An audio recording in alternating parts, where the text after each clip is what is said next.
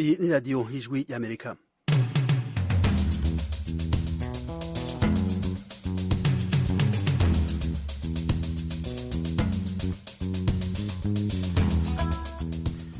iradiyo y'ijwi ry'Amerika isameranira i Washington DC mu Kirundi mu Kinyarwanda mu Burundi mutwumvira ku mirongo migufi ya shortwave ku metero 19 no ku metero 22 mu Rwanda turi kuri FM 104.3. Miriwe nshuti mwese mu duteze amatwi muri kumwe na Frederic Nkurikije ikaze mwese makuru yo kuri saha. Kuri uyu wa kane ambasade ya Leta Zunze Amerika mu Rwanda yahimbaje imyaka 10 iheze ifunguye ishami ry'ikigo cyo gufashanya mu burezi n'umuco ca Amerika kizwi nka American Corner mu karere ka Rubavu. Ntabwo ari amahirwe afitwe n'abantu benshi, niyo mpamvu twebwe nka American Corner tuyibona nk'igisubizo kubijyanye n'uburezi, kwigisha indimi. Kuba yaraje ahangaha ni inyungu ku baturage bacu. Uyo ni Kambogo Ildefonse, umuyobozi w'akarere ka Rubavu. Abarwanyi ba Al-Shabaab batangaje ko aribo bakoze ibitero bibiri muri Somalia vyahitanye abantu batari bake. Abakuru b'ishirahamwe vya OTAN bakoraniye ku cicaro c'iryo shirahamwe i Bruxelles mu Bubiligi batekanya guha Ukraine imfashanyo ya gisirikare. Aya makuru hamwe n'ayandi twateguriye ntiyagire aho muja ni mukanya.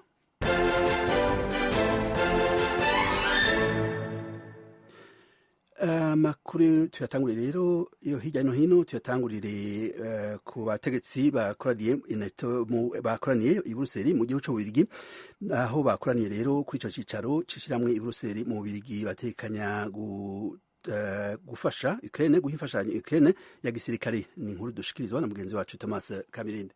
Inama irabera mu muhezo, ariko abadiplomate bamwe na bamwe bayikurikira babwiye ikigo ntaramakuru AP cyo muri Amerika ko Perezida wa Ukraine Volodymyr Zelensky yayigejejeho ijambo akoresheje ubuhanga bwa video. Yasabye imfashanyo ya gisirikare itagira iherezo, by'umwihariko intwaro zirasa indege n'amato y'intambara. Perezida Zelensky ariko ntiyongeye gusaba OTAN gushyiraho igice cy'ikirere kitagerwamo n'indege z'Uburusiya mu gihugu cye. Mu minsi ishize abayobozi ba OTAN barabyanze, basobanura ko babikoze bishobora gutuma indege za OTAN zirasana n'iz'Uburusiya.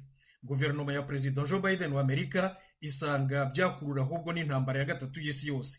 Umunyamabanga mukuru wa OTAN Jens Stoltenberg yavuze ko bagomba kohereza abandi basirikare ibihumbi b'inyongera mu banyamuryango 4 bo mu burasirazuba bw'Uburayi, ari bo Bulgaria, Hongria, Rumania na Slovakia.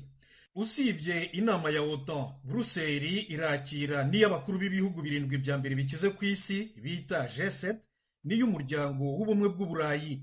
Perezida wa Amerika zirimo zose uko ari 3, nubwo igihugu cye kitari mu muryango w'ubumwe bw'Uburayi.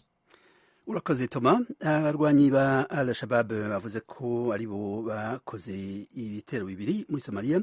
Abatetsi bavuga ko byahitanye abantu batari bake. Ni inkuru dushikirizwa na mugenzi wacu Eugenie Mukankusi. Polisi ya Somalia ivuga ko byibura abantu 6 bapfuye nyuma y'uko abagabo 2 bari bafite imbunda bagabye igitero i Mogadishu ku kibuga cy'indege mpuzamahanga cyari kirinzwe cyane. Bavuga ko abapfuye barimo umunyasomaliya n'abanyamahanga 5. Mw'ijoro ry'ejo kwa gatatu ababyiboneye bavuze ko umudepite w'umunyasomaliyakazi ari mu bantu benshi bahitanywe n'ibisasu 2 byaturikiye mu mujyi wa Beledweyne muri Somalia rwagati. Amina Mohamed Abdi yari mu bikorwa byo kwiyamamariza kongera gutorwa ubwo igisasu cyaturikaga. Al-Shabaab yagabye ibitero ku kibuga cy'indege inshuro nyinshi mu mwaka 2009 byishe abantu babarirwa muri 100. Urakoze Eugenie. Isosiyete y'imiti Moderna yatangaje ko iriko iragaragaza urucandago rwa COVID-19 rwo guha abana bato muri Leta Zunze Amerika. Ni inkuru dushikirizwa na mugenzi wacu Eugenie Mukankusi n'ubundi. Iyi sosiyete y'Amerika Moderna yarayitangaje ko irimo kubona urukingo rwa COVID-19 rukora ku mpinja, ibitambambuga n'abana biga mu kiburamwaka. Perezida w'isosiyete Moderna Stephen Hoge yagize ati, uyu munsi twatangaje ibyo inyigo y'icyiciro cya 3 yagezeho mu bana bagera ku 5,000 bafite munsi y'imyaka 6 bahawe doze 2 z'urukingo rwacu rwa COVID. Kandi inkuru nziza nuko tugeze ku ipfundo rikomeye ry'ubushakashatsi bivuze ko urukingo rurinda abana bato COVID ku rugero rumwe n'urw'abantu bakuru. igihe abemeza ikoreshwa ry'imiti bahamya ko doze nto ntacyo zishobora gutwara umwana kandi ko zikora neza, ibyo bizaba bivuze ko hari amahirwe yo gukingira abana bato mbere y'impeshyi.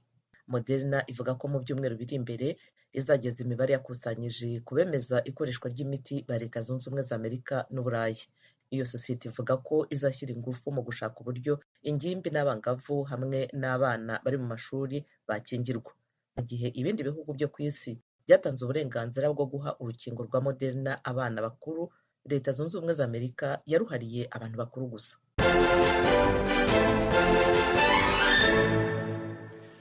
Turashimiye bagenzi bacu badushikirije aya makuru avugwa hirya no hino ku isi. Tubibutse inshuti mwese ko muriko murabandanya kumviriza iradiyo Ijwi ry'Amerika isaminanira i Washington DC mu Kirundi no mu Kinyarwanda. Ubu rero umwanya w'amakuru yo mu karere ka Afurika ibiyaga binini. Amakuru yo mu karere ka Afurika y'ibiyaga binini tuyatangurire ku mpunzi sinzi ziturutse mu bice birimwo umutekano muke mu buseruko bwa Repubulika ya Demokarasi ya Kongo, nk'ibitumbereye aho inteko z'igihugu ca Uganda ziriko zihiga abarwanyi b'umurwi ADF ziriko zihungira muri Uganda. Iyi ni inkuru tuhava tubashikiriza mu kanya na mugenzi wacu Ignatius Bahizi mu masaha ari imbere. Ariko rero dukubitiye mu Rwanda kuri uyu wa kane, ambasade ya Amerika yahimbaje imyaka 10 irangiye mu karere ka Rubavu mu burengero bw'u Rwanda, huguruwe ishami ry'ikigo cyo gufashanya mu burezi n'umuco ca Amerika kizwi nka American Corner. Temistokle Mutijima yadukurikaniye inkuru aduhe idonido yayo. American Corner ni imwe muri gahunda za leta ya Amerika zijyanye n'ubutwererane mu by'umuco ndetse n'uburezi. Binyuze muri iyi gahunda, ababyifuza bongererwa ubumenyi mu rurimi rw'icyongereza, bagahugurwa ku muco n'amateka bya Leta Zunze Ubumwe za Amerika, ariko bakaba banahakura amakuru ajyanye n'amahirwe iki gihugu gitanga, haba ku bashaka kwigayo cyangwa se kuhakorera indi mirimo. Ibyo byose bigakorwa nta kiguzi basabwe. Ku itariki nk'iyi mu mwaka w'2012 nibwo ambasade ya Amerika mu Rwanda yafunguye ishami rya American Corner i Rubavu mu Rwanda, nyuma y'iryo yari isanganywe Kacyiru mu mujyi wa Kigali. Madame Deb McLean, umuyobozi mukuru ushinzwe ibikorwa bya ambasade ya Amerika mu Rwanda, aharagaruka ku mpamvu yo kugira American Corner i Rubavu. Ati: We like to look and find other locations outside just the capital city. Twashakaga ahandi hantu hanze y'umurwa mukuru twashyira iki kigo, kubera ko twabonye ko hari ubundi buzima hanze y'umurwa mukuru, ubundi buzima hanze ya Kigali. Aho rero twasanze Rubavu ari ahantu h'ingenzi mu bijyanye n'ubucuruzi n'inganda, mu bukerarugendo n'imyidagaduro. Ibyo akaba ari byo byatumye dufungura American Corner hano mu rwego rwo kwagura umubano dufitanye n'u Rwanda n'abaturage barwo. The government and people of Rwanda. Mu myaka 10 iki kigo kimaze gikorera mu karere ka Rubavu, ubuyobozi bwacyo buvuga ko buri munsi kiganwa n'abasaga 250 bo mu ngeri zinyuranye. Abo barimo abarimu n'abanyeshuri mu mashuri yisumbuye na za kaminuza, ariko n'abaturage basanzwe bakeneye kwiyungura ubumenyi mu cyongereza no mu kwihangira imirimo. By'umwihariko, ubuyobozi bwa kaminuza yigisha iby'ubuhanga mu mahoteli n'ubukerarugendo, aho American Corner ya Rubavu ikorera, buvuga ko iki kigo kimaze guhindura byinshi mu bijyanye n'ubumenyi buhatangirwa. Profeseri Kabera Karixte ayobora iyi kaminuza. Icyambere cyo nuko center yafashije cyane mu kongera ubushobozi bw'abanyeshuri barangiza hano, cyane cyane mu gukoresha ururimi rw'icyongereza. Ni ikintu rwose kigaragarira buri wese. Umwaka uko utashye iyi program ifite ikihindura mu buzima bw'abanyeshuri. Ariko hejuru y'ibyo nka UTB twabonye ibitabo byinshi bitandukanye. Mwabonye ko library yacu ifite ibitabo byinshi, ifite internet connection full time. Ibyo byose n'ubushobozi bukomoka kuri ubufatanye hagati ya UTB na American Corner. Bamwe mu banyuze muri iki kigo bavuga ko batahavomye ubumenyi mu masomo gusa, ahubwo hari na byinshi bungukiye kuri imwe mu mico n'imibereho y'Abanyamerika, bakiyemeza kubishyira mu ngiro no mu Rwanda. Madame Bamurange Julienne ni umwe muri abo. Avuga ko yashinze umuryango wo gufasha abatishoboye, abikomoye ku muco w'umunsi ngarukamwaka w'umuganura Thanksgiving Day, wizihizwa n'Abanyamerika buri wa kane wa nyuma w'ukwezi kwa 11. Icyo gikorwa rero cyankoze ku mutima cyane, nsanga muri community yacu abantu baba bakeneye gufashwa. 2014 nkora umuryango wa Young Women Destination. Uwo muryango rero mu mpera z'umwaka ngahaguruka na bagenzi banjye tugakomanga urugo ku rundi tuti shima utange. Twatangajwe nuko ubwa mbere twafashije abantu 60, ubundi bakajya biyongera ariko ubu twagiye twiha tageti yo gufasha imiryango 100 buri mwaka. Ku nzego z'ubutegetsi mu karere ka Rubavu naho iki kigo kirimo gutanga umusanzu ugaragara mu kunoza ireme ry'uburezi butangirwa mu mashuri yaha no mu tundi turere bihana imbibi. Bwana Kambogo Iridefonse ni meya wa Rubavu. Ikindi nanone abarimu bacu ni amahirwe kuba barafashe umwanya bakaza bakajya bigira ahangaha nabo bakagenda bakigisha abanyeshuri babo. Ntabwo ari amahirwe afitwe n'abantu benshi, niyo mpamvu twebwe nka American Corner tuyibona nk'igisubizo ku bijyanye n'uburezi, kwigisha indimi, ku bijyanye no kwihugura, ndetse no ku bijyanye no guteza imbere abaturage bacu muri rusange. Kuba yaraje ahangaha ni inyungu ku baturage bacu, ni inyungu ku karere ka Rubavu ndetse n'uturere dukikije Rubavu ndetse n'abaturanyi kandi duhana imbibi. Mu myaka 10 American Corner ya Rubavu imaze kunyurwamo n'abasaga 240 kuko buri mwaka yakira nibura abagera ku 24,000. Ubuyobozi bw'iki kigo buvuga ko nubwo umubare munini wabo ari Abanyarwanda ariko harimo n'Abanyekongo baturuka i Goma muri Repubulika ya Demokarasi ya Kongo.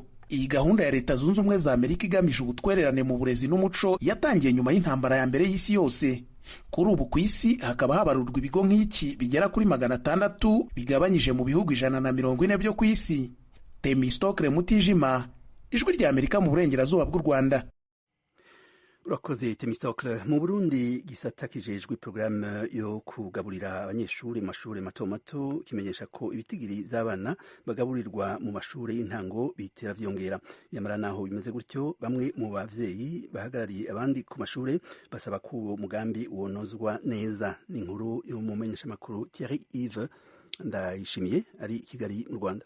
Umugambi wo kugaburira abana watanguye mu mwaka 2007 mu mashuri y'intango yo mu ntara zimwe zimwe zigize igihugu c'u Burundi utuma igitigiri c'abanyeshuri baheba ishure kigabanuka. Ishirahamwe mpuzamakungu rishinzwe iby'ibifungurwa ku isi PAM ritanguza uruganda rwerekeye guhimiriza no guhamagarira abafasha uyu mugambi mushasha bise Home Ground School Feeding wishinze kugaburira abana ku mashuri mu kwezi kwa kabiri umwaka 2013 ryatangaje ko kubura ibyo bafungura no gufungura nabi ari bimwe mu byatuma igitigiri c'abana baheba amashuri congerekana mbere n'indero yabo igatituka. Riboah Bigirimana ajejwe programu yo kugaburira abana mu mashuri akaba n'umuvugizi w'imfatakibanza mu bushikiranganje bw'indero. Mu kiganiro yagiranye n'abamenyesha makuru Bujumbura mu ntango z'iyindwi yavuze ko muri iki gihe hariko harakogwa isuzuma rigamije kuraba ingufu zikwiye kongererwa mu gushira mu ngiro uwo mugambi. Turavye amahangiro twihaye yo kugaburira abana kandi kugira tugira ico dufashije kugira umwimbo mw'ishure ugende neza kandi kugira ngo turabe yuko duciye mu gusoma ivyo tugaburira abana mu mashure twobisumira mu makoperative canke amashirahamwe y'uburimyi n'ubworozi. Riboah Bigirimana asigura kandi ko kugira ngo uwo mugambi ushikwe ko abavyeyi nabo bagomba kugira ibyo baterera birimo gutanga amaboko yabo. Umuyobozi w'urwego rw'abavyeyi rugizwe n'abantu 11 bahagarariye abandi ku ishure rimwe ryo mu ntara ya Ngozi yabwiye Ijwi ry'Amerika ko naho hari byinshi uyu mugambi wafashe ariko akiri imbogamizi nyinshi. Izo zikaba zirimo kubura inkwi zo gutekesha no kubura ababiteka, ndetse akavuga ko hari n'igihe ibyo bifungurwa bibura, agasaba ko byose byanozwa neza. Zirahari mugabo kandi muri centre ville nta makantine scolaire bafungura muri interieur, ariko gusa nuko nk'intambwe nabonye zimwe nuko bitaza regiriyerema. Indi ntambamye ya kabiri nuko abavyeyi nibo biyoruganiza bakaja kubiteka. Amashuri amwe aho batanga ayo mahera niho bipfuma, bagaca bahemba abakozi bateka, ntibagira inkwi kandi inkwi nazo bazituma abanyeshuri. Naho umuyobozi w'ikigo c'ishuri rimwe ryo mu ntara ya Ngozi komine Busiga yifuje ko duhindura amajwi yiwe, yabwiye Ijwi ry'Amerika ko hari n'igihe bamara imisi bataronka ibyo byo kurya. Ikindi yavuze nuko iyo abana bariye bituma biga neza inyuma ya saa sita kuko bataba bafashe urugendo rutuma bagaruka barushe. Bafunguye ahubwo bakurikirana neza ivyigwa, ndagereranya iyo bihari n'iyo bidahari, urumva ndabona kuva mu mwaka w'2017 gushika mu mwaka w'2022 ibiharuro by'abana bagaburirwa ku mashuri byariyongereye nk'uko bitangazwa n'ubushikiranganje bw'indero mu Burundi, aho byavuye ku bitigiri birenga 400 bishika ku 657. Umuvugizi w'ubushikiranganje bw'indero Riboah Bigirimana avuga ko bagiye gukora ibindi vyigwa byo kugira ngo ngo ibibazo birimwo bivugutirwa umuti ndetse n'ibikenewe kongererwamwo bikogwe. Tuzoca dufata ivyiyumviro vyose vyatanzwe dufatiye ku ngingo shimikiro imwe duca dukora integuro y'ibikorwa ku myaka ishika kuri 4 bizokorwa kugira ngo turabaho tujogajoga yuko hotera imbere. Gushika ubu intara zimaze kugerwamwo iyo programme yo kugaburira abana mu mashuri y'intango zigera ku ndwi. Izo ni Bubanza, Bujumbura, Cibitoke, Gitega, Kirundo, Muyinga na Ngozi. Intumbero y'uwo mugambi akaba ari uguhimiriza ababyeyi kurungika abana bivuye inyuma mu mashuri, kongera igitigiri c'abiga no kugabanya gufungura nabi mu mashure. Ivyo bikazotuma ababyeyi bose na cane cane abakenyezi bihatira gukora ibindi bikorwa byo mu rugo badatewe umutima uhagaze nuko abana bataha bakabura ibyo kurya. Thierry Ndayishimiye, Ijwi ry'Amerika, Kigali.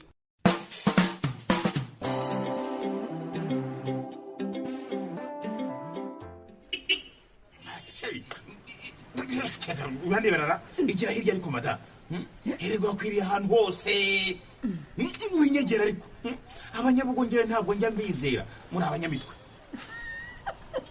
Gusekase ngo jewe ndi uw'ibihugu. Yego rata uri umunyarusange kazi kuko nibo bagenda bimyozora nk'inka zabo. Uzi ko nabona uri umunyabugo neza neza. Dore wambaye nkabo uravuga nabi ururimi rw'iwacu. Ariko abirasi bimuhumuruka mana shofe wenda unashaka uri iwacu rusangi uradutwara neza kandi ndakwizeye. Mie kwetu ni bugo. Ndiyo bugo. Wiki? Ni ukuvuga ko buri wese muri twebwe yagiye yibeshya ku wundi. Yababa. Shofe twigende. Kombo taxi yaje. Kombo taxi ni ikiganiro gishya kuri radiyo Ijwi ry'Amerika. Muze dutembere mu karere k'ibiyaga bigari na Kombo taxi. Iyi taxi ikorera hafi y'umupaka. Ishobora gute gutwara abantu baturutse mu mihingo yose kandi bafise byinshi bibatandukanye. Mu maneno ya kuchekesha, Kombo taxi inatuonyesha kwamba watu wa kutoka mbalimbali na watu wa makabila mbalimbali wanaweza kuishi kwa amani. Kombo taxi muitegurirwa kandi mukayigezwaho na La Benevolencia Royal. Tubibutse inshuti mwese ko muri ko murabandanya kumviriza iradiyo Ijwi ry'Amerika isamanira i Washington DC mu Kirundi no mu Kinyarwanda. Ibiganiro twateguriye birabandanya. Ikiganiro dukurikijeho cerekeye tombora ya kimwe ca kane cihiganwa y'inkino z'igikombe c'imirwi y'umupira w'amaguru yo ku rwego rwa mbere yabaye ya mbere mu mashampiyona y'ibihugu ikinamwo mu karere k'Iburaya yamenyekanye ku munsi wa gatanu w'indwi irangiye itariki 18 y'uku kwezi kwa gatatu yabereye mu gisagara ca Lyon aho ni mu gihugu c'Ubusuwisi. Mu gihugu c'Ubufaransa umurwi Real Madrid wo mu gihugu ca Espagne uzohura n'umurwi Chelsea wo mu Bwongereza. Manchester City wo mu Bwongereza uzokina na Atletico Madrid wo muri Espagne.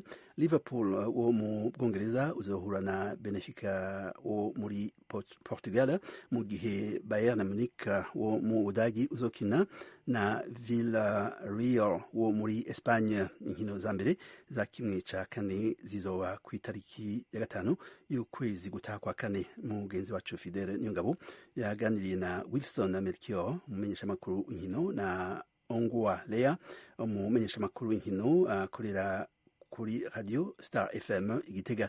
Bose bari mu Burundi baratangura bavuga uko bakiriye ivyavuye muri tombora yabaye ku munsi wa gatanu w'indwi irangiye. Dutangure dutega amatwi Wilson Melchior. Ku bwanje ingene ndabibona mbona kumengo amahirwe ni menshi ku migwi isanzwe igwaniranya igikombe na cyane cyane ijya ikomeye atari bitangaza nk'uko twama tubibona. Ndabona ko inkino zishobora kugorana n'izi zizohuza Chelsea na Real Madrid, Manchester City na Atletico Madrid, ariko atari bitangaza. Ndabona kumengo umuntu yokwitega Bayern Munich na Liverpool muri kimwe cya kabiri gishiri ca nyuma, ko Bayern Munich izohura na Villarreal Liverpool igahura na Benfica mbona umenga atari igitangaza iyi migwi ibiri y'ibihangange ishobora kurengana ariko biragoye cyane kugira icyo umuntu avuze kuri Chelsea, Real Madrid, Man City, Atletico Madrid. Nawe Leya, ibyavuye muri iyo tombora uyibona gute yo ku munsi wa gatanu w'indwi iheze?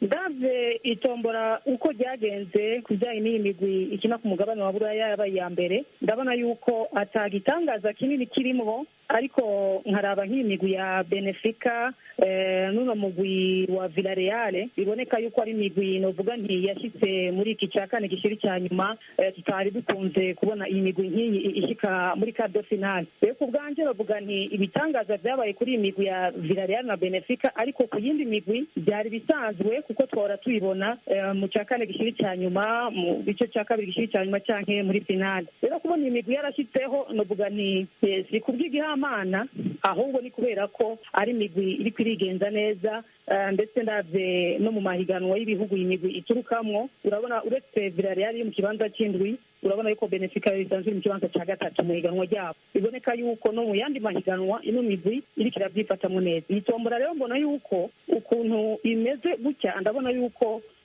byagenze neza, babipanze neza, uretse gusa ibitangaza turindiriye kuri iyi migwi nagenda avuga, ariko ku yindi migwi yoyo ndabona yuko ari bisanzwe guhura gutya.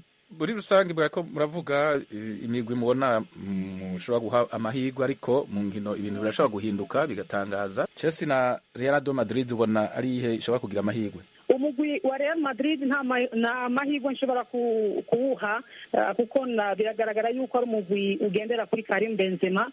Byaranabonetse mu ihiganwa ryabo rya La Liga, aho Karim Benzema atashoboye kuboneka mu rukino rwabahuje muri Clasico n'ugwa FC Barcelona. Biboneka yuko umugwi wa Real Madrid uguze Karim Benzema usanga ari umugwi udashobora gutora amanota atatu canke gutsinda byoroshe. Nico gituma mvuga nti ku rukino ruzohuza n'umugwi wa Chelsea na Real Madrid, ndabona yuko Chelsea ari ifite amahirwe yo gushobora gutsinda. Ariko kandi ndavuga nti muri zino nkino zizoba mu minsi iri imbere, ndabona yuko amahirwe umugwi w'Ubwongereza bushobora gutwara igikombe, ndavye uko iyi migwi yifashe mu gihugu cy'Ubwongereza, nkaraba n'imigwi yo muri Espanye ko yifashe. Nivyo Real Madrid mu kibanza cya mbere, ariko kandi turavye mu mahiganwa yo mu Bwongereza, mu higanwa ryo mu Bwongereza uravye ino migwi ya Chelsea, ukaraba Liverpool, ukabona na Man City, urabona yuko ari imigwi y'ibihangange Real Madrid ashobora kuva imbere.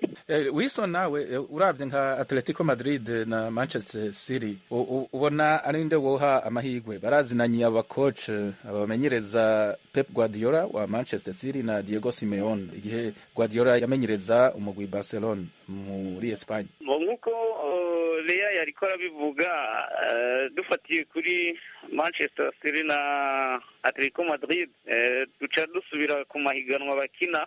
Nivyo Atletico kugira ngo ihashike yagiye gusezerera bakeba ba City, Manchester United 1-0, ariko ntawo cashoka avuga ko yogereranya Manchester United na Manchester City. Tugiye kuraba ihiganwa rya La Liga muri kino gihe muri Espagne, ntawovuga ngo riri hejuru cyane ku buryo imigwi yaryo yotera ubwoba imigwi iri mu bibanza vya mbere mu Bwongereza, Premier League. Gutyo tugiye kuraba ukuntu Manchester City ikakaye muri kino gihe, umenga amahirwe twahengamikira cyane ko uyu mugwi wo mu Bwongereza, naho Atletico ibanga yakoresheje mu gusezerera bakeba babo basangiye igisagara ca Manchester ataworimenya. Byose biracashoboka, ariko nk'uko mwabivuze umumenyereza Pep Guardiola arazi imigwi ya La Liga, kandi burya Atletico Madrid nta byinshi byahindutse kuko umumenyereza aracari Simeone, umwe yahangana na Pep Guardiola bakiri kumwe muri La Liga, kandi n'abakinnyi ngendegwa kugiye kuraba usanga benshi bakirimwo abo Pep Guardiola azi. Aho rero umenga amahirwe menshi twayagumiza ku ruhande rwa Manchester City, ariko byose birashoboka kuko Diego Simeone nawe murabizi ko atamenyerwa. Hanyuma uravye Bayern Munich na Liverpool, n'imigwi ifise amateka akomeye nayo itoroshe, ubibona gute? Biragoye Bayern Munich biragoye, naho twavuze yuko amahirwe menshi yafise yo gukuramwo Villarreal. Ni kwa kundi tugomba tuvuga ngo Villarreal yahariya muri Espagne ikintu higanwa La Liga muri kino gihe tutoshoka twemeza ko rikomeye cyane kumbure ko tuzohava tubyemeza ari uko iyi migwi irikina irenze umutaru aho ndavuga iyi Real Madrid, Atletico Madrid ni Villarreal. Twavuze ko amahirwe menshi ari aya Bayern Munich, ariko Villarreal nayo ibitangaza yagiye gukora byo gusezerera mugwi nka Juventus kandi babasanze iwabo mu Butaliyano bakaja kubatsindiraho babanyagira. Ibyo nabyo bishobora gutera amakenga, gusa umuntu akibaza mbega si ibitangaza byabaye ko ari ibitangaza, ubwo tuzokwama twitega ibitangaza. Na Bayern Munich hariho igihe igira ibitangaza bitari byiza ku bakunzi bayo, ugasanga aho byari byitezwe yuko ishobora koroherwa cyane siko bigenze. Ariko gushika ubu reka umuntu agumize ko nimba atari igitangaza gisubiye kwa Villarreal nk'uko yasezereye Juventus, gushika ubu amahirwe menshi ari ku ruhande rw'Abadage. Nayo Benfica nabo nyene bo ntawovuga ngo bakoze byinshi binini cyane, kuko gusezerera umugwi Ajax nibyo warugize imyaka ingahe uri kurasira uratangaza abantu, ariko si ukuvuga ngo muri ino myaka wabaye umugwi ukomeye cyane rwose ku buryo gusezererwa na Benfica twavuga ngo yabaye intama yuriye inzu. Benfica twavuga ko atagitangaza kinini cyane yakoze nka Villarreal kugira ngo ishike muri iki gice cya kane gishiri cya nyuma. Aricyo gituma umuntu yovuga yuko Liverpool gushika birorohewe, kiretse hagize ibyitamwo imvune z'abakinyi canke izindi ngorane zishikira imigwi ahandi ho umuntu gushika yo kwitega intsinzi ya Liverpool kuri Benfica ahubwo gusa igitangaza tukaba tukirindiriye mu gihe bohurira muri kimwe cya kabiri gishiri cya nyuma Liverpool na Bayern Munich. Murakoze. Reka tuze ku mirongo ya telefone dufise Justin Bukeye neza, uratwumva? Yego ndabumva. Uhamagaye uri he Justin? Ndahamagaye ndi Bujumbura mu Burundi. Ufise ikibazo iciyumviro? Ni intererano n'iciyumviro nagomba gutanga. Yego. Urumva dufatiye ku matombora aheruka kuba ukuntu imigwi izogendera ahora muri quart de finale, imigwi yose yashitseyo ibikwiriye, ariko nk'uko umutumire ahejeje kubivuga umugwi wa Real de Madrid ikintu catumye usezera Paris Saint-Germain suko abantu babibona cyane ravye na match are ukuntu yari yatsinzwe, twabona nyene ko umenga no gusezererwa. Ariko nk'uko umutumire yabivuze ku kintu kijanye na experience, no vuga ahanini nico catumye uwo mugwi ushobora gutera intambwe, ushobora gusezera umugwi wa Paris Saint-Germain. N'umugwi ufise abakinyi bamenyereye higanwa, baje mu mutwe bafise intumbero yo gutsinda, babizi cyane. Waciwe inyibutsa igihe cyo mu 2018 igihe batwaye irya Champions League, naho nyene bari umugwi natwaye La Liga, wari umugwi nyene ucumbagira, ariko kubw'akanyarigabo k'abakinyi bari bafise byaratumye bashika kure. Rero n'ubu uko ndabibona jewe imigwi isigaye irakomeye cyane, ariko icyo kintu c'akanyarigabo mentalite bafise mu mutwe, imyaka n'uburambe bafise muri iryo higanwa birashobora kuzobashikana kure, nubwo n'iyindi migwi atawe yigeza kure cyane. Uwundi mugwi nshobora guha amahirwe ni Man City, Liverpool. Iyo migwi yafise amahirwe cyane yuko ishobora kugera kure. Murakoze cyane, iyo niyo ntererano numva ntushobora gutanga. Murakoze, turabashimiye Justin. Dufise kandi Lyonson, nimubona uri ku murongo, uratwumva? Yego. Uhamagaye uri he Lyonson? Agenda buri. Ufise ikibazo ubaza abatumire cyangwa icyiyumviro ushikiriza? Je ni intererano musanzwe. Ubishikirize? Jewe umpereye kuri ico ca Real Madrid fone yashoboye gukuramwo Paris Saint-Germain. Turavye mu Real Madrid ni mugwi umenyereye Ligue des Champions, umaze no gutwara nyinshi no mu wa mbere. Hanyuma rero turavye Paris Saint-Germain naho nta ikombe ca Ligue des Champions urigera utwara.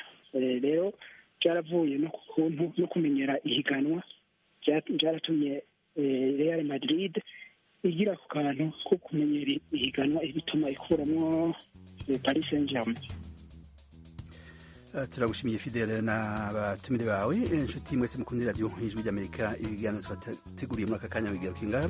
Turashimiye bagenzi bacu bagize uruhara mu itegurwa ry'amakuru twabashikirije. Turashimiye kandi na Nadia yashize hamwe ibiganiro, na Edir Rwema yarabihagarariye.